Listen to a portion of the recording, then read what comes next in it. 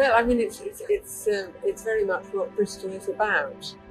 It's changed dramatically in recent years with so much new building going on around here. But this is very much the heart of the city, I would say. It's Harbour. Yeah. I think the floating harbour, considering how old it is and it's all man-made, I think it's a feat of engineering, to be honest. Especially it lasting to the modern day. I mean, Bristol wouldn't be Bristol without its floating harbour. All that would just be succumb to the tide, as famous in Bristol, isn't it? So yeah, pretty crazy.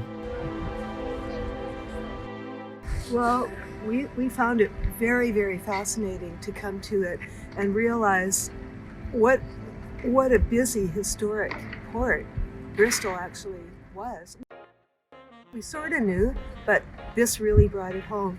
And then the way they've displayed the ships and even all of the old barges that people live on is super interesting.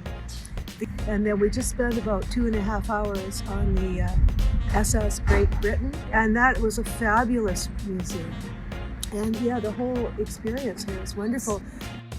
Wapping Wharf is also very lovely, especially in the summer. I think it's always got a lot of people around there. It's definitely a hot spot, especially with, I'm going to say, all those cargo restaurants which are open, which also have kind of all these different cuisines, so it's definitely really inviting.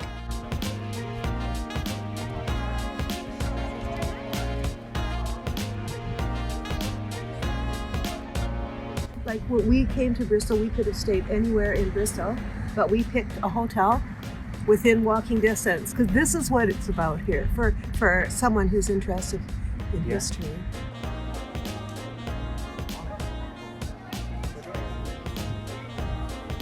I think the Bristol Harbour side is a really diverse and progressive place.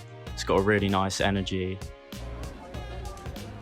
I think the harbour side in Bristol brings a lot of diversity and culture into the central part of the city.